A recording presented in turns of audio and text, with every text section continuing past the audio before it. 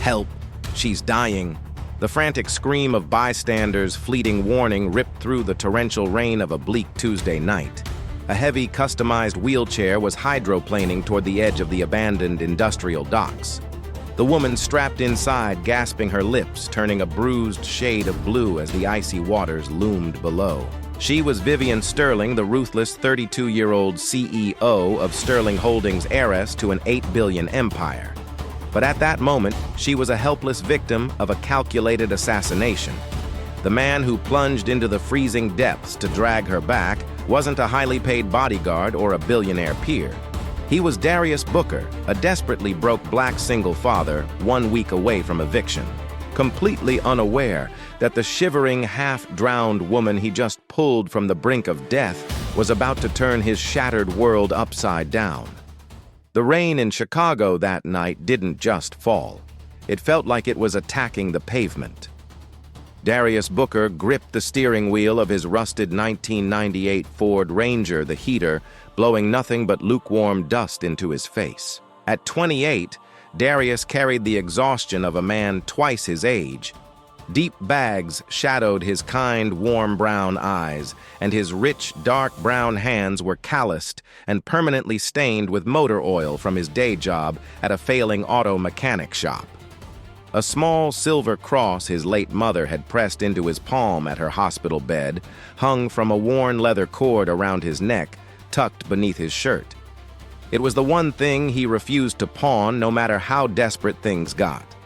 His night job delivering parcels for a cut-rate courier service was the only reason his 6-year-old daughter, Nia, was fed.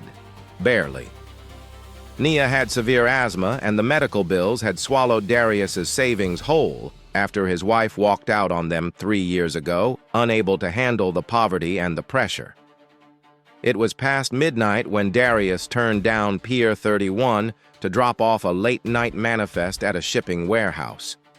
The docks were desolate, illuminated only by the flickering, sickly yellow glow of dying halogen street lamps. As he parked the truck, the headlights swept across a terrifying scene. A sleek black SUV was peeling away from the edge of the pier, its tires screeching against the wet concrete.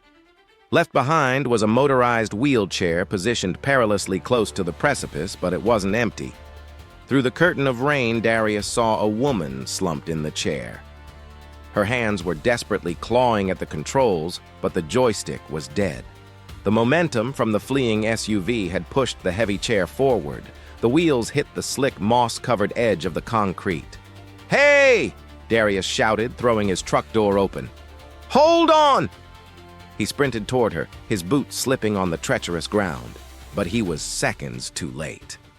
With a sickening scrape of metal against concrete, the wheelchair tipped over the edge. The woman didn't scream. She only let out a choked gasp as she vanished into the churning, freezing black water of Lake Michigan. Darius didn't think.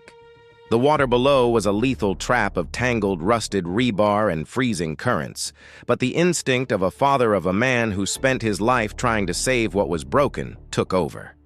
He kicked off his heavy work boots, shrugged off his jacket, and dove into the darkness. The cold hit him like a physical blow, driving the breath from his lungs. The salt water stung his eyes as he scrambled through the murky depths.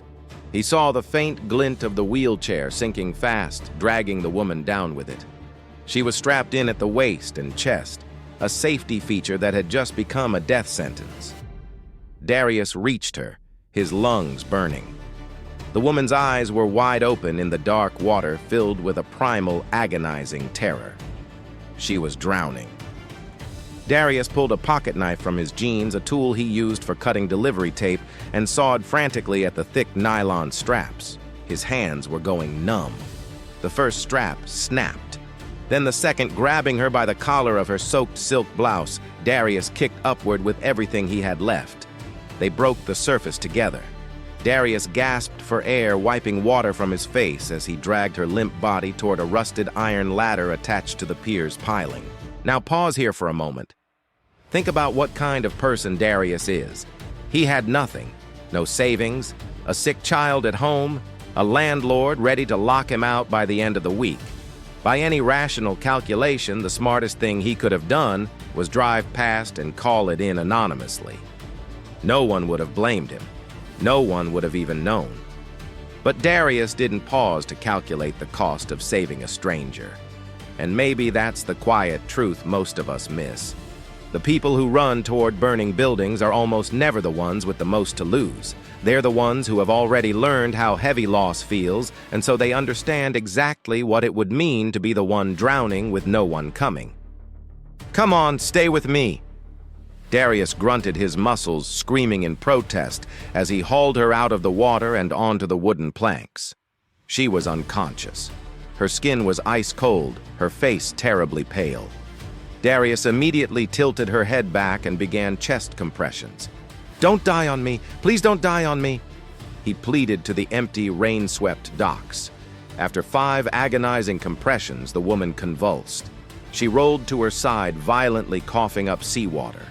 She lay there trembling uncontrollably, clutching her chest. Darius reached into his pocket for his waterlogged phone, praying it still worked. "I'm calling an ambulance," he said, his voice shaking from the cold. The woman's hand shot out with surprising speed. Her grip on his wrist was like a vice. Her eyes, a striking, piercing shade of steel gray, locked onto his. "No," she wheezed, her voice and commanding despite her state. "No hospitals, no police." "Lady, you just went into the drink. You need a doctor." I said no. She choked out, panic flashing in her eyes. "He owns the police here, the hospitals. If they log my name, he'll finish the job, please." The absolute terror in her voice gave Darius pause. He had lived in the gritty underbelly of the city long enough to know that sometimes calling the authorities was the most dangerous thing a person could do. He looked around. The docks were still empty. Whoever had pushed her might come back to check their work. "All right," Darius said softly, scooping her trembling body into his arms. She was incredibly light, her legs dangling lifelessly. "I won't call them, but we can't stay here." He carried her to his truck, wrapped her in his dry emergency blanket from the back seat, and turned the heater on full blast. As he drove away into the stormy night, leaving the sunken wheelchair at the bottom of the lake, Darius realized he had no idea what he had just dragged into his life. Vivian Sterling woke up to the smell of cheap artificial chicken flavoring and damp wood. Her head throbbed with a vicious migraine. For a terrifying second, she thought she was back in the water, drowning in the darkness. She gasped, her hands flying to her chest, but found she was lying on a lumpy, worn-out sofa covered in a faded floral quilt. She took a ragged breath and surveyed her surroundings. The room was tiny, barely larger than her walk-in closet at her penthouse in Tribeca. The wallpaper was peeling, the floorboards were scuffed, and the only source of light came from a small barred window, letting in the gray morning light. On a small shelf in the corner sat a worn leather Bible, a chipped ceramic frame holding a faded photograph of an older black woman in a Sunday hat and a tiny pair of pink baby shoes. A whole life crammed into 3 objects. Then the memories rushed back like a physical assault. The emergency board meeting in Chicago, her trusted stepbrother Preston Vance, insisting they take a private drive to inspect the new waterfront development. The sudden accidental swerve of the SUV, Preston's cold, dead eyes as he unbuckled her from the car, strapped her into her emergency transport chair, and pushed her toward the edge. "Nothing personal," Vivian Preston had whispered. "But I can't lead Sterling Holdings, and you're too stubborn to step down." Vivian's hands balled into fists, her perfectly manicured nails biting into her palms. She had been paralyzed from the waist down in a mysterious horseback riding accident just 6 months prior, an accident she now knew with sickening certainty was also Preston's doing. She had survived that she had survived the water. Now she had to survive long enough to destroy him. "You're awake." Vivian flinched, her eyes snapping toward the doorway. A man stood there holding a steaming chipped mug. It was the man from the pier. In the harsh daylight, she could see he was tall, broad-shouldered, with deep mahogany skin and a rugged, weary face that hadn't seen a razor in a few days. His hair was cut in a close, neat fade, the only luxury he afforded himself, a holdover from a barbershop visit 2 months ago. He wore a faded flannel shirt and worn-out jeans. He looked like the kind of blue-collar worker her executives fired by the hundreds to boost quarterly margins. "Drink this," Darius said, stepping forward slowly as if approaching a frightened animal. He set the mug on a crate that served as a coffee table. "It's just instant broth, but it'll warm you up. Your core temperature was dangerously low last night." Vivian stared at him, her guard instantly up. "Where am I?" "My apartment south side," Darius replied, keeping his distance. "You're safe.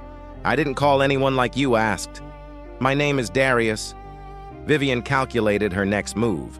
She couldn't tell him who she was. If this desperate-looking man realized he had the CEO of Sterling Holdings sitting on his couch, he would either ransom her to Preston or sell her out to the tabloids. Everyone had a price. Vivian knew that better than anyone. "Anna!" She lied smoothly, her voice still rough. "My name is Anna." "Well, Anna," Darius said, his eyes dropping briefly to her legs, "I noticed you couldn't move your legs when I pulled you out. I took the liberty of checking for spinal injuries while you were out. I'm no doctor, but I have some basic EMT training from an old job. There's no new bruising on your spine. You were paralyzed before you went into the water, weren't you?" Vivian felt a flush of vulnerability, an emotion she despised. "Yes," she said sharply. 6 months ago.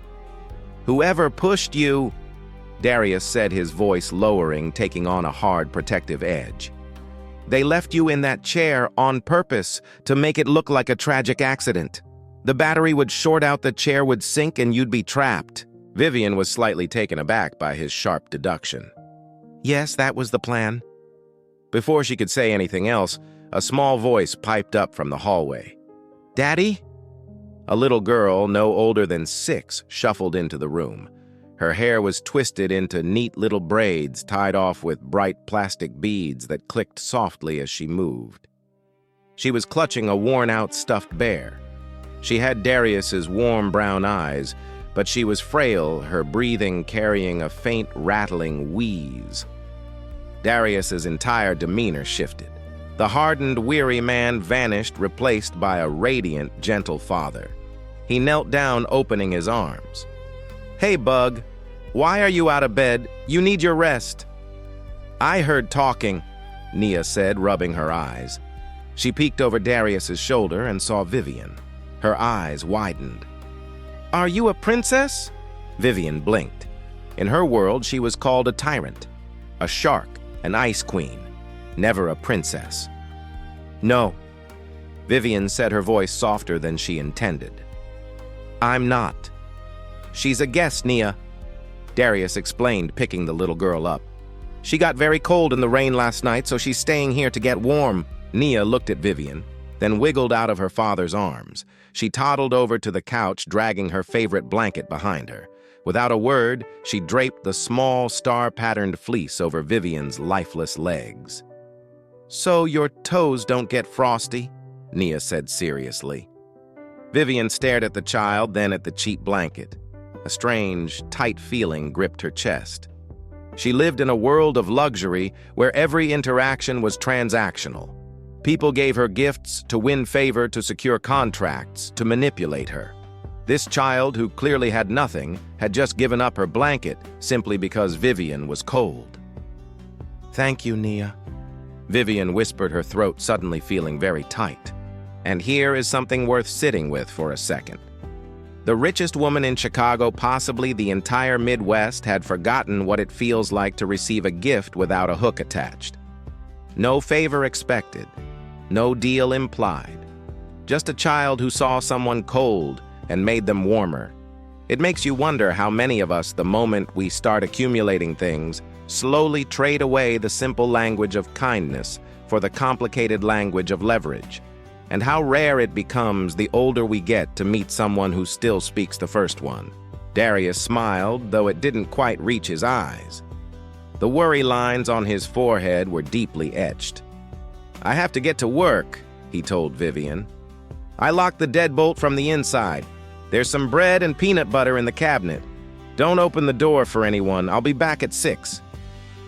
You're just leaving me here, Vivian asked, surprised. You don't know me.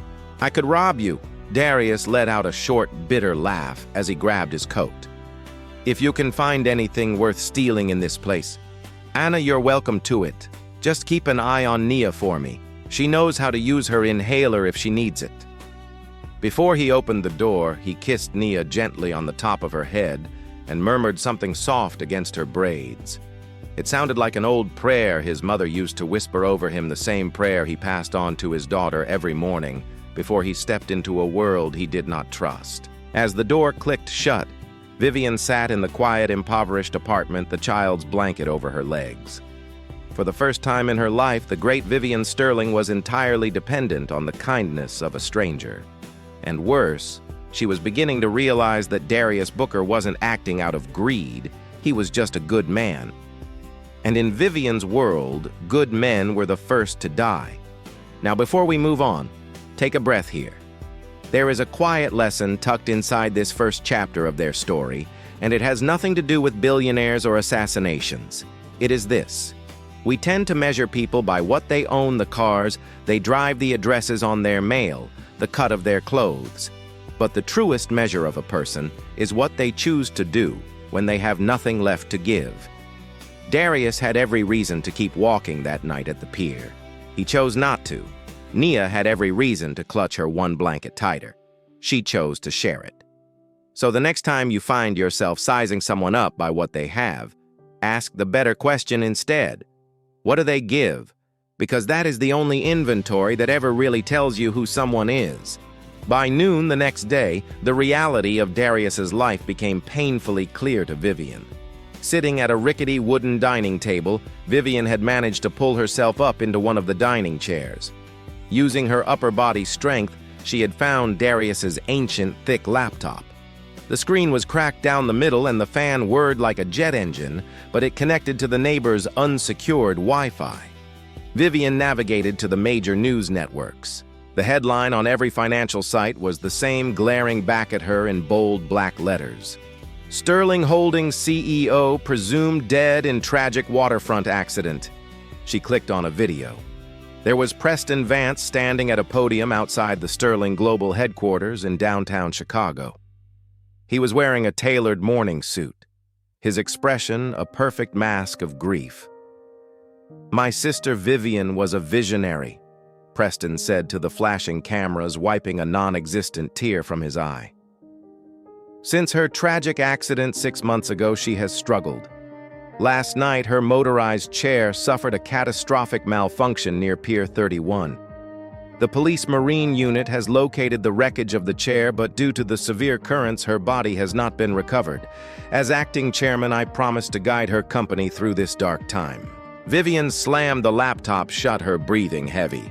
He was moving fast. With her presumed dead, Preston would convene an emergency board meeting within the week to permanently transfer her voting shares to himself. Once he had legal control of the company, he would drain its assets and sell it off in pieces to their overseas competitors. She needed to contact her lawyer, her trusted allies on the board, but she hesitated. If Preston had orchestrated this, who else was in on it? The head of her security team, her personal assistant. If she made one wrong phone call, Preston would know she was alive, and he would send his fixers to finish the job. And if they found her here, Darius and Nia would be collateral damage. Across the room, Nia was coloring at a small coffee table. Suddenly, the little girl started coughing. It was a harsh, rattling sound that made Vivian's chest tight. Nia reached for a plastic inhaler on the table, put it to her mouth, and pressed down. Nothing happened. It was empty. The little girl's breathing grew shallower, her face turning pale as panic set in. Nia! Vivian called out, her heart hammering. She used her powerful arms to drag herself out of the chair and onto the floor, dragging her paralyzed legs behind her as she crawled toward the child. Nia, look at me. Breathe slowly. She reached the girl, pulling her into her arms. She remembered Darius saying there was a nebulizer machine. She frantically scanned the room, spotting a plastic medical device on the kitchen counter. Dragging herself across the linoleum, she pulled the machine down by its cord, loaded a small ampule of liquid medication she found next to it, and dragged it back to Nia. She strapped the mask over the little girl's face and flipped the switch. The machine hummed, delivering the life-saving mist. Slowly, painfully, Nia's breathing stabilized. The little girl slumped exhausted against Vivian's shoulder.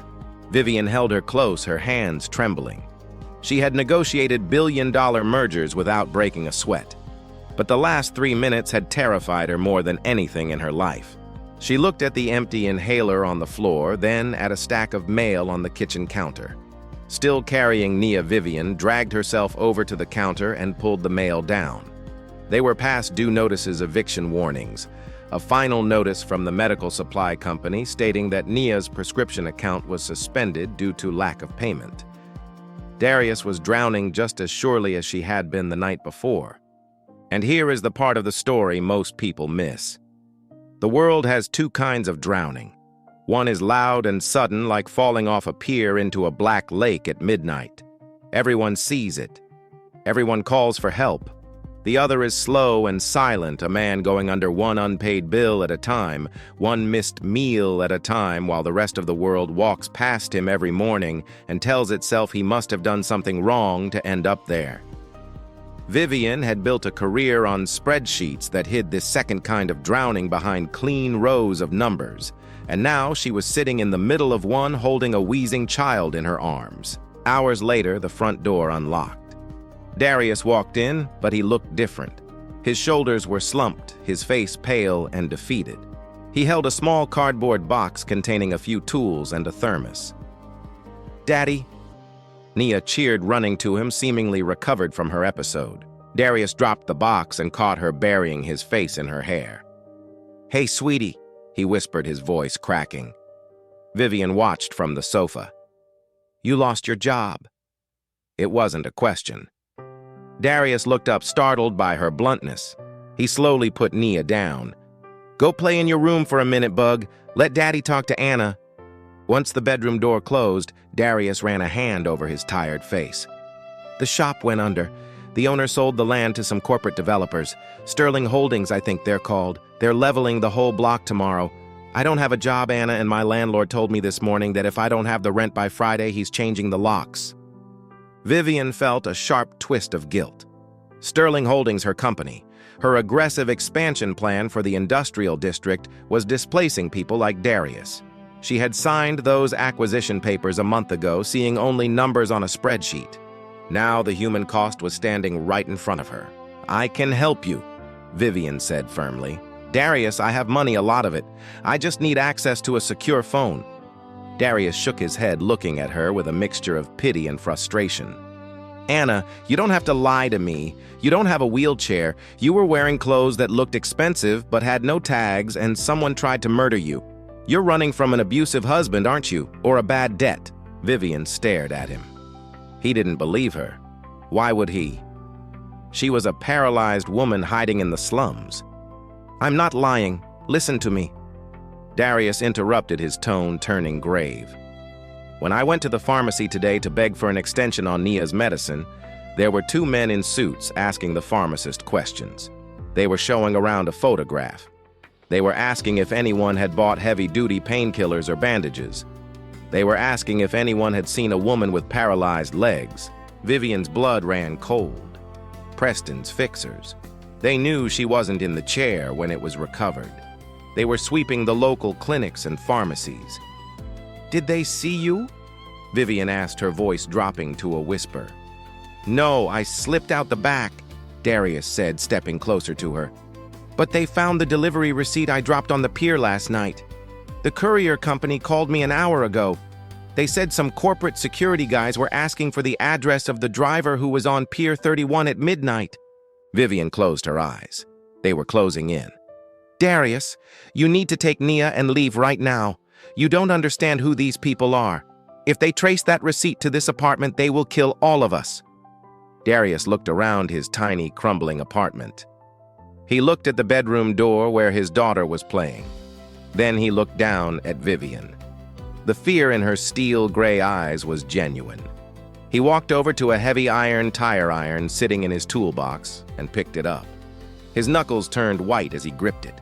"I don't have anywhere to go, Anna," Darius said, his voice terrifyingly calm.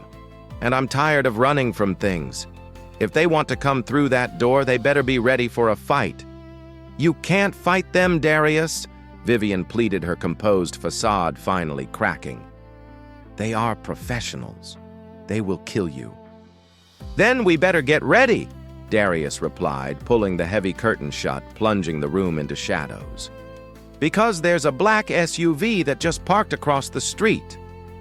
The silence in the cramped apartment was deafening, broken only by the relentless drumming of the Chicago rain against the barred window. Darius Booker stood near the door. The heavy tire iron gripped so tightly in his right hand that his knuckles were bone white. The shadows of the room stretched and warped as the headlights of the black SUV across the street cut through the downpour, illuminating the peeling wallpaper. Vivian Sterling's mind raced. In the boardroom, she was a predator. Here, sitting paralyzed on a frayed floral sofa, she was prey. "Darius," she whispered, her voice urgent but controlled. "Listen to me. These men are not debt collectors.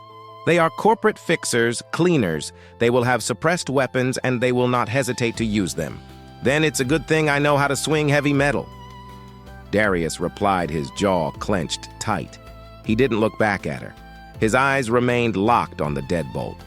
"Stay low. If they get past me, drag yourself into the bedroom and lock the door. Put Nia under the bed."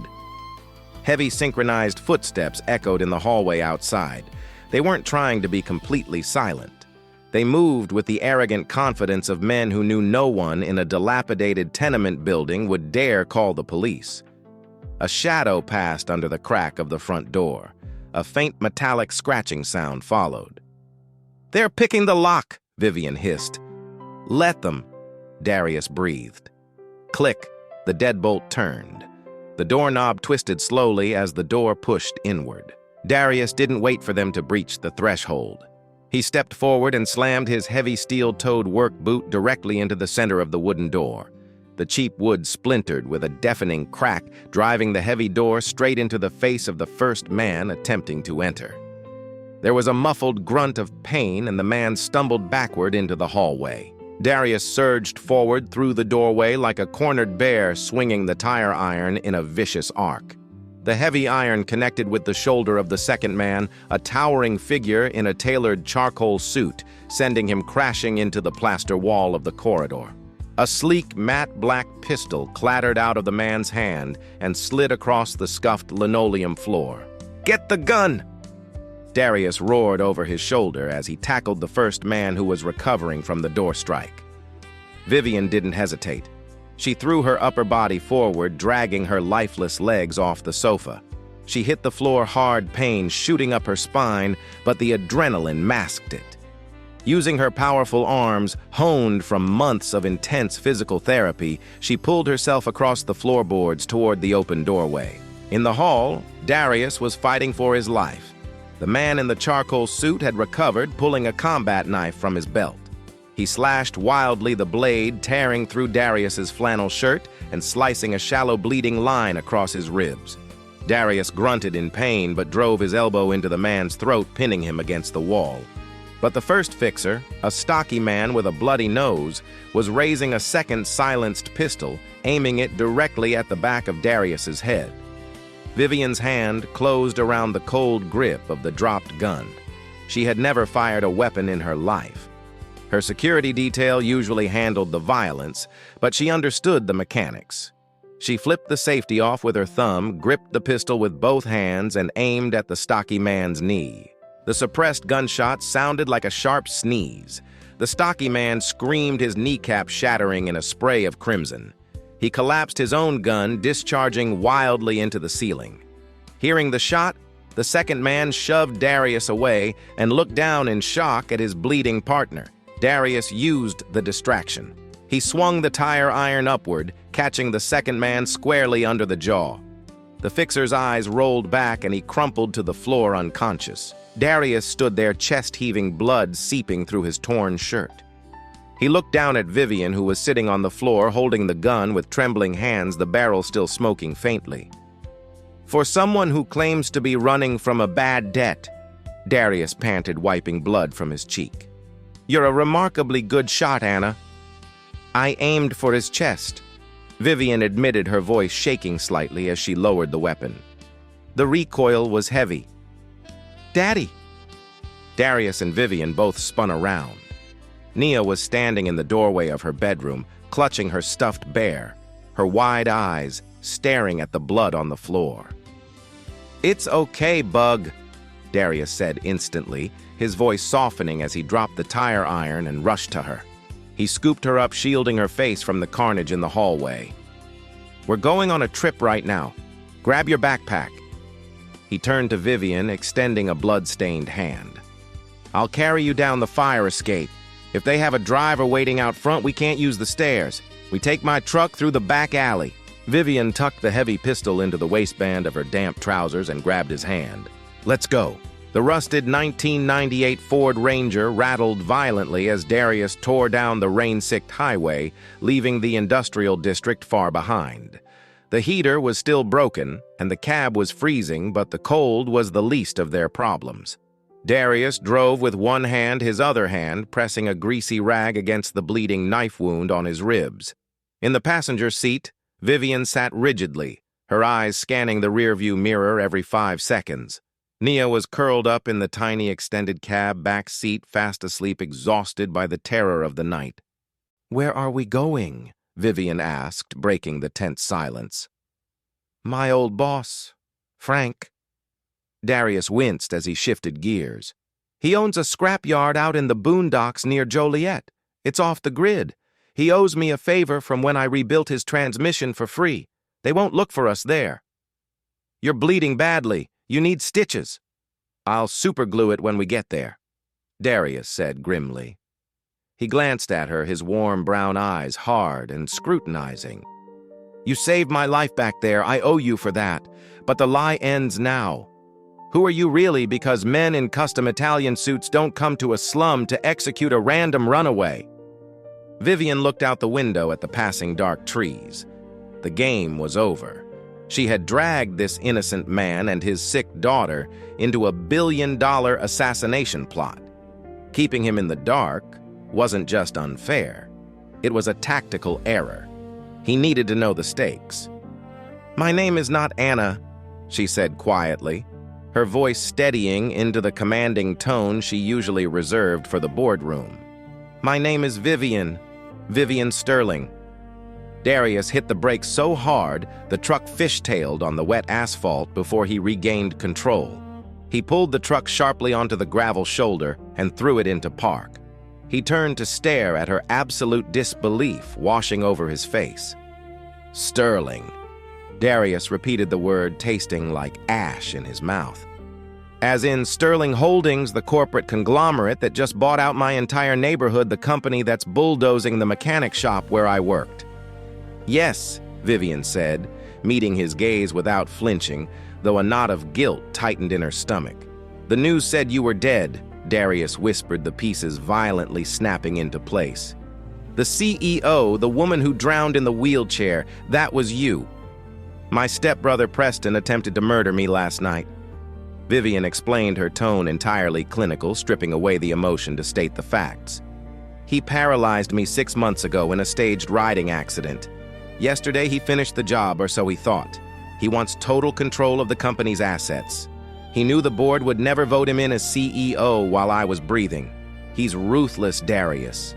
And now, because you pulled me out of the water, you are in his way." Darius stared at her for a long, agonizing moment. The silence in the cab was suffocating, save for the patter of rain on the roof and Nia's soft, rattling breaths in the back. He looked at the woman sitting next to him, not a helpless victim, but a billionaire titan, the very architect of the misery that had defined the last year of his life. "You ruined my life," Darius said, his voice terrifyingly quiet. "Your company bought out my landlord. You doubled the rent to force us out. You bought the shop I worked at and fired everyone to clear the land. My daughter can barely breathe, and I had to choose between feeding her and buying her medicine because of your bottom line." Vivian swallowed hard. "Darius, I oversee a global empire. I sign acquisition sheets for macro-level developments. I don't see the individual names." "That's the problem," Darius snapped, hitting the steering wheel with his open palm. "You don't see the names. We're just numbers to you, collateral damage on a spreadsheet. And now you've brought your corporate death squad to my doorstep." "You think I wanted this?" Vivian fired back, her own anger flaring, defensive and sharp. "You think I want to be hunted like an animal? You think I enjoyed watching you almost get stabbed to death?" "You're right, Darius. I was blind to the ground-level reality of my company's actions. I was arrogant. But right now, we are in the same boat. Preston won't stop with me. He knows your face now. He knows about your truck." Darius closed his eyes, leaning his head back against the glass. He looked utterly broken. A man at the end of his rope holding the frayed edges with bleeding hands. Vivian reached out her hand, hovering over his arm, before she gently placed it on his sleeve. "If you help me survive this, if you help me take my company back from Preston, I swear to you on my life I will fix it. I will secure Naya's medical care for the rest of her life. I will give you whatever you want, but I need you, Darius. I can't walk. I can't fight them physically. I have the resources, but I am trapped in this body." Darius opened his eyes and looked down at her hand on his arm. He then looked in the rearview mirror at his sleeping daughter. "I don't care about your money, Vivian," Darius said, shifting the truck back into drive and pulling onto the dark highway. "But I care about my little girl. If getting you your throne back is the only way to keep Nia safe from those animals, then we'll do it, but we do it my way. No more lies." "No more lies," Vivian agreed. "And isn't this the most unlikely kind of alliance?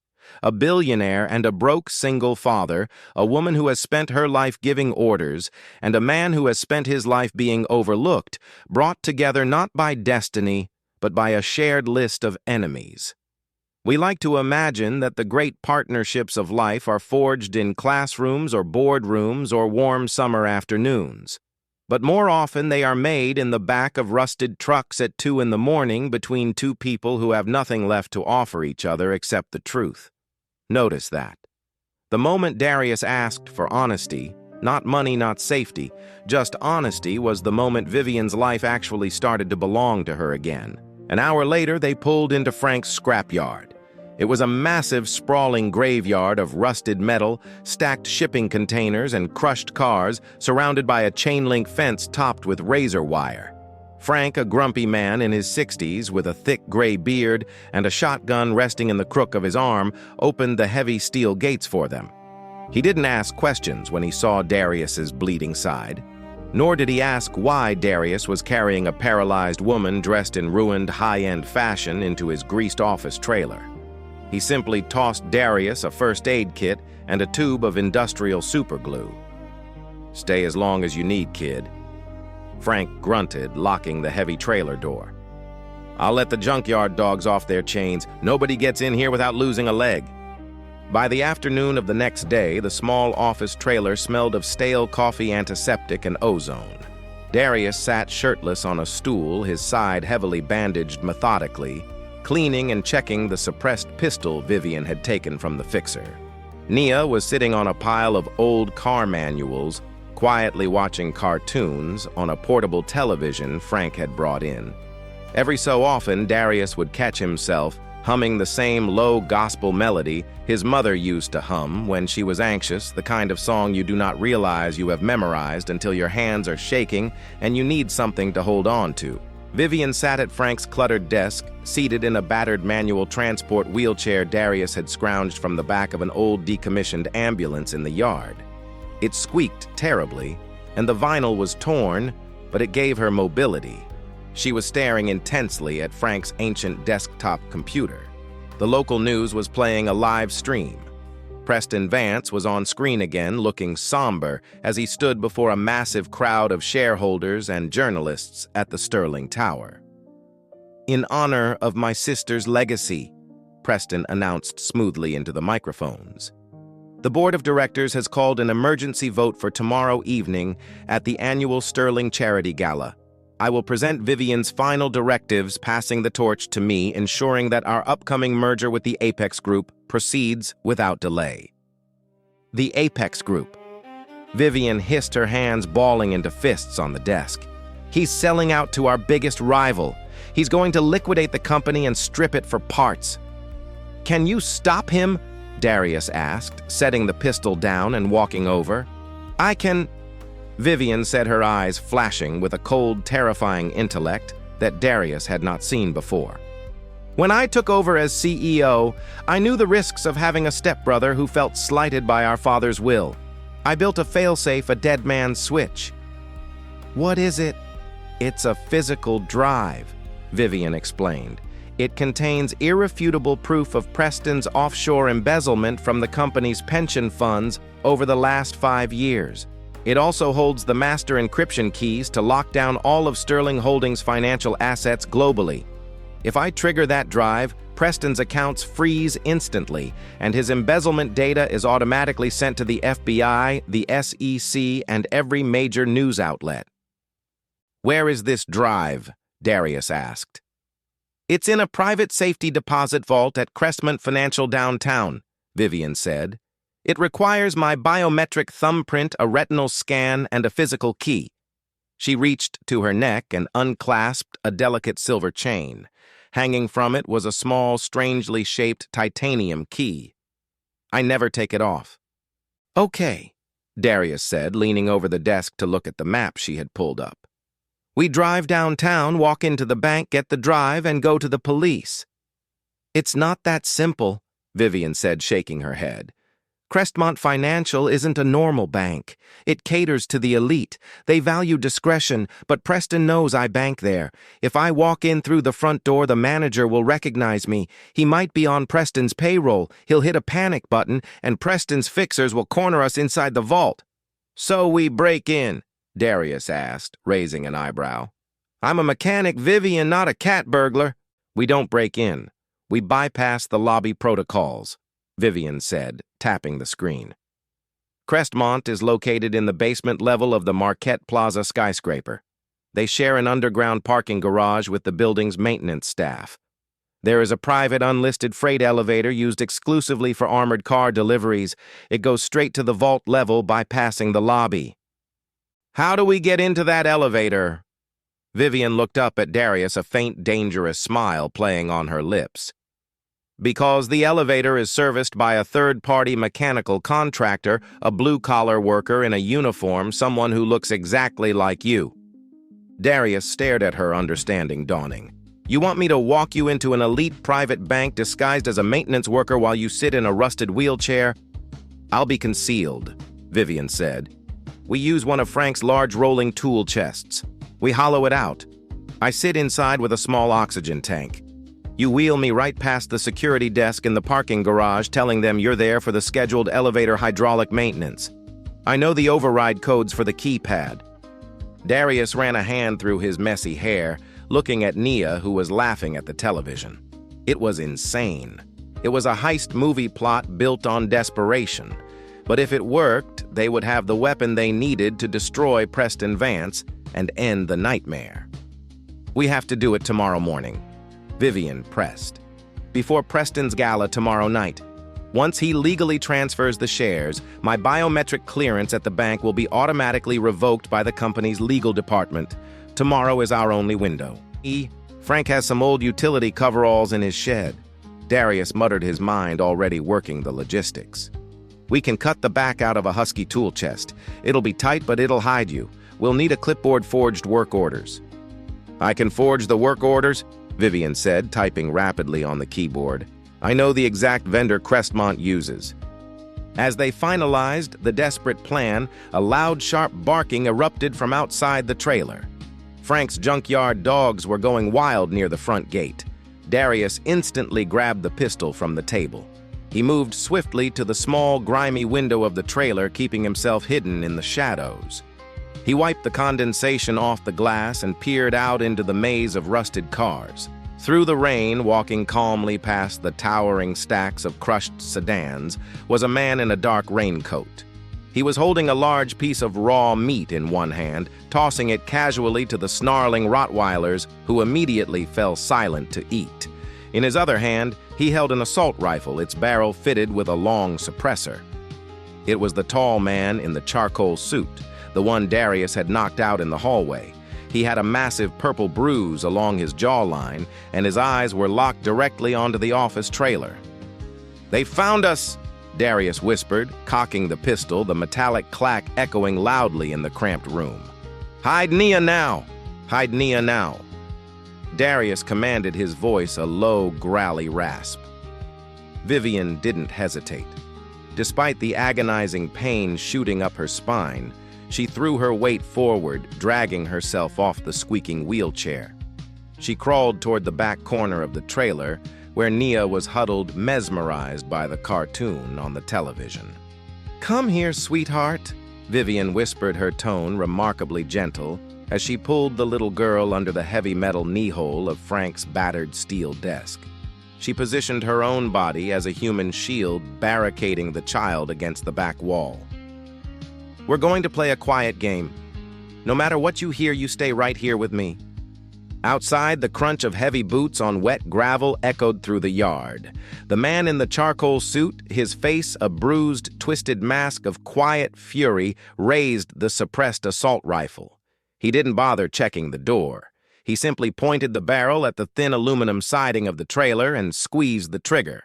The walls of the trailer disintegrated. High-caliber rounds punched through the metal like it was wet paper, shredding the filing cabinets and shattering the television screen into a spray of sparking glass. Darius dove to the floor, covering his head, as wood splinters and insulation rained down around him. He raised the stolen pistol over the edge of the window frame and fired twice blindly into the dark. A bullet clipped the edge of his makeshift barricade, spraying fiberglass dust into his eyes. He cursed, blinking rapidly to clear his vision. They were pinned down, outgunned, and trapped in a tin can. "Hey, suit!" A booming, growly voice echoed across the yard. Darius peeked through the bullet holes. Frank, the Junkyard owner, was standing atop a crushed 1994 Honda Civic about 30 yards away. The rain was pouring down his heavy canvas coat. In his hands, he held a double-barreled 12-gauge shotgun. The fixer spun around, raising his rifle, but Frank didn't give him a chance to aim. Boom! The deafening roar of the shotgun shattered the rainy night. A spray of buckshot tore through the air, completely obliterating the windshield of a rusted van next to the fixer. The man ducked, taking cover behind a massive stack of worn-out tires, returning fire in Frank's direction. "Darius, get them out the back hatch!" Frank roared, pumping his shotgun and firing again, keeping the assassin pinned. "Take the 87 Caprice in the secondary lot. The keys are in the visor." "Frank, come with us," Darius yelled through the shattered window. "I ain't leaving my yard to corporate trash," Frank bellowed back, laughing a deep, crazy laugh as he reloaded. "Go now." Darius scrambled to the back of the trailer and kicked open the emergency escape hatch. He grabbed the wheelchair, shoved it out into the mud, and turned back to Vivian. She was already dragging Nia toward the exit. Darius scooped the terrified little girl into one arm and grabbed Vivian around the waist, with the other hauling them out into the freezing downpour. "Put me in the chair!" Vivian demanded over the sound of gunfire. Darius dropped her into the torn vinyl seat and pushed her rapidly through the maze of rusted scrap metal, Nia clinging tightly to his neck. "How did they find us?" Vivian yelled, as they ducked behind a towering wall of crushed washing machines. "My truck." Darius grunted, his boots sliding in the mud. "When that first guy tackled me in the apartment, he didn't just slash me. He must have slapped a magnetic GPS tracker on my belt or dropped one in my pocket." He frantically patted down his wet jeans, his fingers brushing against a small, hard plastic disc clinging to the inside hem of his flannel jacket. He ripped it off and hurled it into a puddle of toxic runoff. They followed the signal. They burst through a chain-link gate into the secondary lot. Sitting under a faded tarp was a massive, dusty 1987 Chevrolet Caprice. It looked like a boat on wheels. Darius threw open the doors, practically throwing the wheelchair into the trunk before buckling Nia into the back seat. He lifted Vivian, placing her gently in the passenger seat. As Darius slid behind the wheel, a massive explosion rocked the junkyard behind them. A fireball illuminated the dark sky. Frank had blown his own acetylene tanks to block the path. "Frank," Darius whispered, his jaw clenching in grief. He slammed his fist into the dashboard, twisted the keys, and the Caprice's heavy V8 engine roared to life with a deafening, unmuffled rumble. Darius threw it into gear, smashing through the padlocked rear gate and disappearing into the black, rain-swept rural roads. He glanced at Vivian. She was pale, staring at the rear-view mirror reflecting the orange glow of the burning junkyard. "He bought us time," Darius said, his voice trembling with a terrifying resolve. "We are not wasting it. We go to Crestmont Financial. We end this tonight." Now stop for a moment and notice what just happened. A grumpy old junkyard owner, a man the world would have written off as a nobody, just stood on top of a crushed Honda Civic in the rain and traded his entire livelihood for the life of a child he had only known for a day. He could have hidden in his trailer. He could have pretended he was not home. Instead, he chose. And here is the gentle truth this second chapter wants to leave with you. The world does not actually run on the choices of the powerful. It runs on the small, almost invisible choices of ordinary people, the Franks and the Dariuses, who decide in moments no camera ever catches to stand between someone else and the storm. You may never be asked to fire a shotgun at a hitman in the rain, but almost every day life will hand you a smaller version of the same choice. Look away or step in. Stay comfortable or get involved. Be the witness or be the help. How you answer those small questions when no one is watching. That is the person you are slowly becoming. The morning of the gala brought a tense, suffocating gray light over downtown Chicago.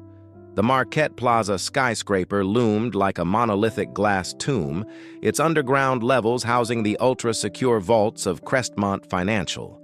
In a dark, abandoned parking garage a few blocks away, Darius was dressed in an oversized, greased navy blue jumpsuit. A name tag that read Wilson Midwest Hydraulics was pinned to his chest. In front of him sat a massive, black, heavy-duty rolling tool chest. Vivian was inside it.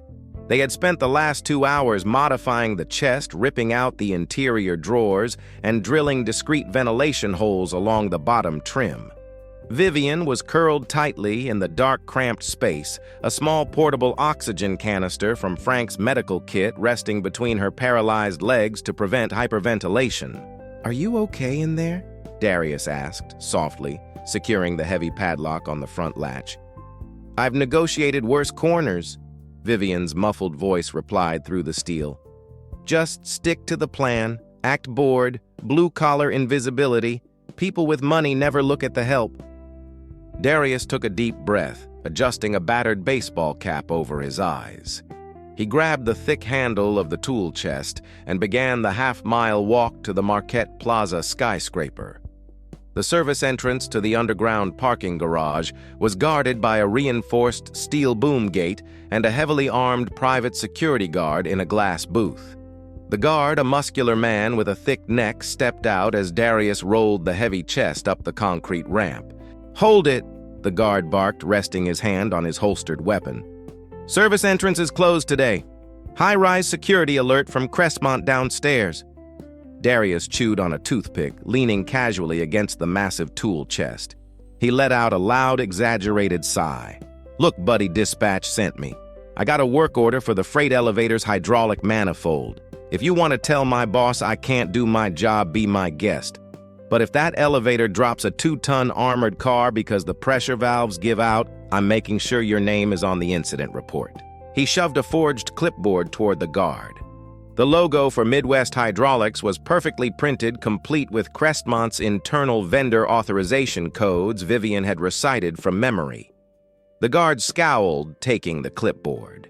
He typed the authorization code into his terminal. For 3 agonizing seconds, Darius's heart hammered against his bruised ribs. "Please let the code still be active," he prayed silently, fingers brushing the small silver cross under his collar. The terminal beeped. Green light. And Vivian had been right about something. The guard had looked through Darius the entire time. To him, the man in the greased jumpsuit was barely a person, just a clipboard and a tool chest. It is the strangest kind of invisibility, the kind that working people learn to live inside every day. Doormen, cleaners, mechanics, delivery drivers. We pass them in the street and our eyes glide right over them like water over a stone. On this morning, that invisibility was about to save a life and bring down an empire. Which raises a question worth carrying with you long after this story ends. Who walks through your day without ever being seen, and what would change if just once you looked them in the eye and said their name? "Fine," the guard grunted, handing the clipboard back. "Elevator B, don't wander the halls." "Wouldn't dream of it," Darius muttered, pushing the chest past the gate. The freight elevator was a massive steel cage that smelled of ozone and industrial cleaner. Darius rolled the chest inside and punched in the override code Vivian had given him, 4772 *. The doors closed heavily, and the elevator began its slow, grinding descent into the subterranean depths of the city. "We're in," Darius whispered, rapping twice on the lid of the chest. "Get ready." Vivian's muffled voice replied, "The vault level has no guards, but it has a laser grid and a biometric scanner. When the doors open, roll me straight to the terminal." The elevator shuddered to a halt. The door slid open to reveal a pristine, brilliantly lit white corridor. At the end of the hall stood a massive circular titanium vault door. Darius unlocked the tool chest. Vivian pushed the lid open, gasping slightly for the fresh air.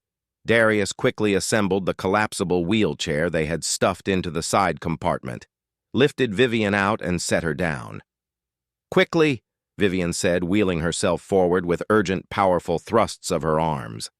Darius jogged beside her. They reached the vault terminal. Vivian leaned forward, pressing her thumb against the glass scanner. A red laser swept across her eye. Beep. The digital screen flashed. Identity verified. Vivian Sterling. A series of heavy, echoing clunks reverberated through the floor as the massive titanium gears unlocked. The vault door slowly swung open, revealing rows of sleek stainless steel safety deposit boxes. Vivian wheeled herself down aisle 4. She stopped at box 404, inserting the titanium key she wore around her neck. The box clicked open. Inside was a black encrypted USB drive, the dead man's switch. She grabbed it, a triumphant, fierce smile crossing her face. "I have it." Suddenly, the pristine white lights of the vault turned a blaring, strobing crimson. A deafening, high-pitched alarm shattered the silence. "What did you do?" Darius yelled over the noise. "I didn't do anything!" Vivian shouted back, looking at the terminal screen. Red text flashed aggressively. "Alert biometric profile deceased. Unauthorized access protocol initiated. Preston." Vivian realized her blood running cold. "He expedited the death certificate. The legal department just updated the banking system. The system thinks I'm a dead woman using a stolen thumbprint. It's locking down the vault." "We have to go now!" Darius roared. The massive titanium vault door had begun to slowly swing shut, powered by emergency hydraulics. Darius grabbed the handles of Vivian's wheelchair and sprinted toward the exit. The gap was closing fast. 5 feet, 4 feet, 3 feet. Darius threw his weight forward, pushing the wheelchair through the narrowing gap with a violent shove. Vivian cleared the door just as Darius dove through the opening behind her. The heavy titanium slammed shut with a final earth-shaking boom, trapping the empty tool chest inside. "The freight elevator is dead," Darius shouted, pointing at the dark panel. "The lockdown killed the power of the emergency stairwell." Vivian pointed to a heavy red door at the end of the corridor. "It leads up to the subway maintenance tunnels." Darius scooped Vivian into his arms, abandoning the wheelchair. He kicked open the red door and began the agonizing, grueling climb up 8 flights of concrete stairs. His lungs burning his wounded ribs, screaming in protest. He could hear heavy boots echoing from the floors above. Crestmont's rapid response security was swarming the building, but Darius didn't stop. He held on to the billionaire CEO, clutching her to his chest, the black flash drive safely in her pocket. Each step he took, he whispered his daughter's name under his breath like a heartbeat. Nia, Nia, Nia, the only prayer he had time for. They were bruised, bleeding, and hunted, but they had the weapon. Now it was time to crash a party. The grand ballroom of the Palmer House Hotel was a dazzling spectacle of wealth and power. Crystal chandeliers cast a warm golden glow over the hundreds of elite guests, politicians, hedge fund managers, and international investors, all sipping vintage champagne. At the front of the room, on a raised stage flanked by massive floral arrangements, stood Preston Vance. He wore a bespoke velvet tuxedo, his silver hair perfectly coiffed, a solemn but victorious smile plastered across his face. Behind him, a massive digital projector displayed the logos of Sterling Holdings and the Apex Group slowly rotating and merging into one. "My friends," Preston spoke into the microphone, his smooth, practiced voice echoing through the silent ballroom. "Tonight is a night of mourning, but also of rebirth. My dear sister Vivian was a titan, but the tragic accident that took her life cannot halt the wheels of progress. In her honor, I proudly sign the finalized merger documents transferring control of Sterling Holdings into the future." He gestured to an ornate wooden desk on the stage where an open leather binder awaited his signature. The crowd broke into polite, restrained applause. Preston picked up a gold fountain pen, relishing the moment. He had won. The empire was his. "I wouldn't sign that, Preston." The voice cut through the applause like a razor blade. It was amplified, echoing from the massive surround sound speakers of the ballroom. Preston froze. The pen hovered an inch above the paper. The color drained entirely from his face. At the back of the ballroom, the heavy gold-leafed double doors swung open with a violent crash. The crowd gasped, parting like the Red Sea. There, illuminated by the harsh spotlight of the entrance, was Vivian Sterling. She was not in a wheelchair. She was being carried in the strong, unyielding arms of a tall, rugged black man wearing torn, oil-stained coveralls, a thin silver cross glinting against his collar. Darius Booker walked with the slow, deliberate stride of an executioner. Vivian, despite her damp, ruined clothes and bruised face, looked like a reigning queen returning to her throne. Her steel-gray eyes locked onto Preston with terrifying intensity. "Vivian." A board member in the front row gasped, dropping his champagne flute. It shattered against the marble floor. "Security!" Preston shrieked, his polished facade instantly crumbling into absolute panic. "Stop that man! He's an intruder! He's holding my sister hostage!" 3 burly men in suits lunged forward from the wings. Darius didn't flinch. He gently set Vivian down in a plush velvet armchair at the edge of the aisle.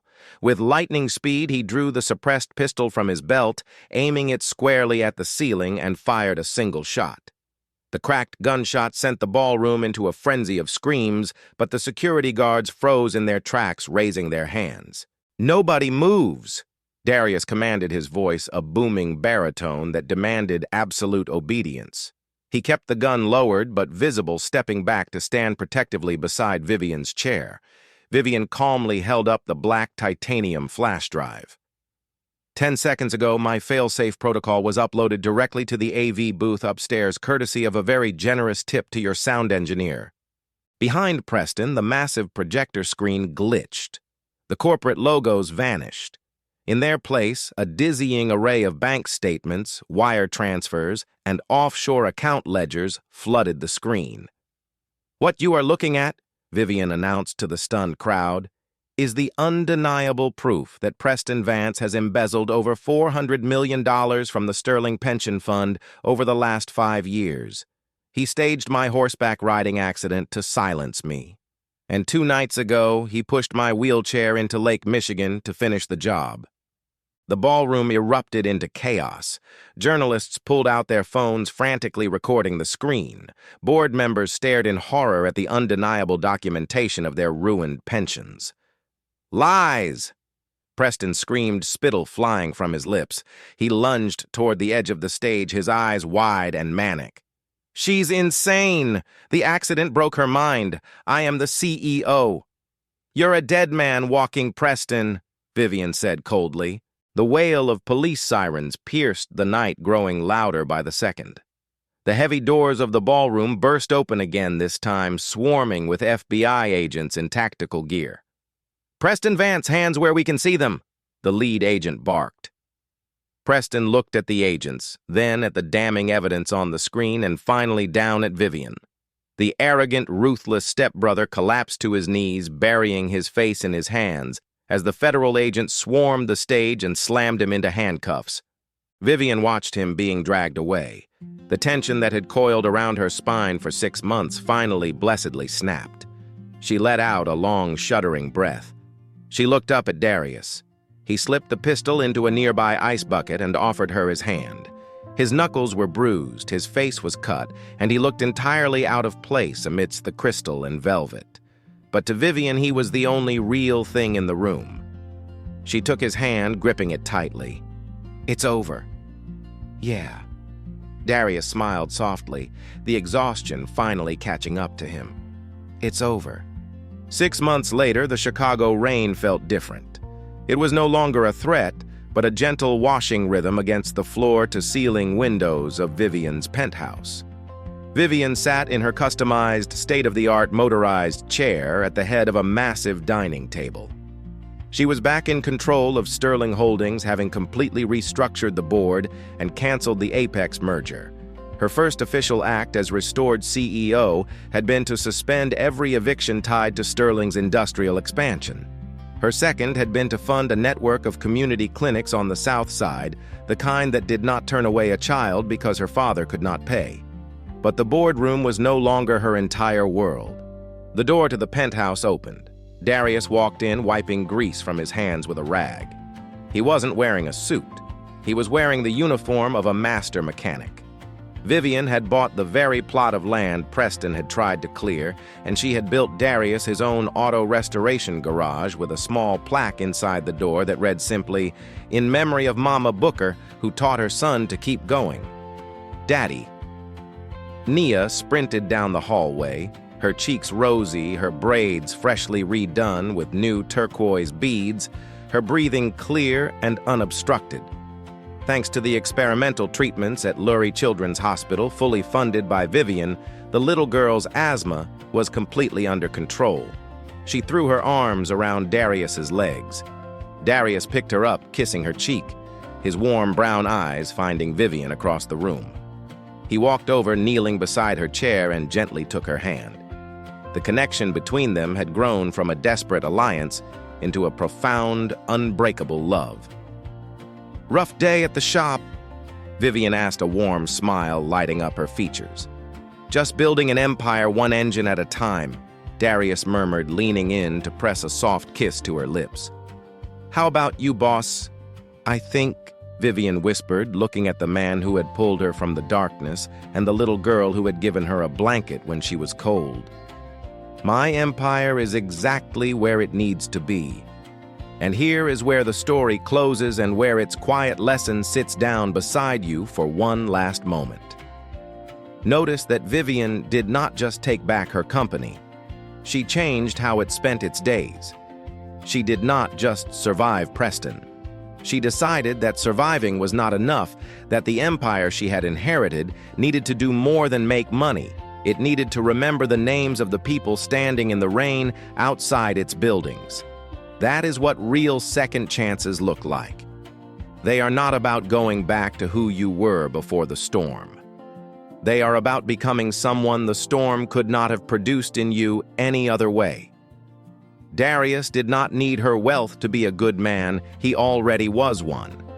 But Vivian needed Darius to remember that wealth without humanity is just a bigger, lonelier kind of poverty. So if life has ever knocked you off the edge of a pier, financially, emotionally, in any way, at all, remember this. The person who pulls you out might not look like the rescuer you were expecting. He might be tired, he might be broke, he might be a single father with grease on his hands and a cross around his neck. But love, kindness, and courage have never once cared about the size of the bank account they live inside. They have only ever cared about whether someone was willing to dive in. What a wild, heart-pounding journey from a desperate rescue in the freezing waters of Lake Michigan to a high-stakes corporate takedown at the Palmer House.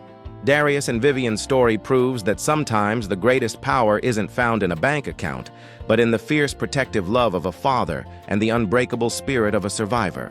If you were on the edge of your seat watching this billionaire CEO and this blue-collar hero turn the tables on a ruthless villain, you are not going to want to miss our next incredible true-to-life drama. Smash that like button if you love Darius's bravery. Share this video with someone who loves a massive plot twist, and make sure to subscribe and hit the notification bell so you never miss a moment of our daily storytelling. Drop a comment below. What would you have done if you pulled a billionaire from the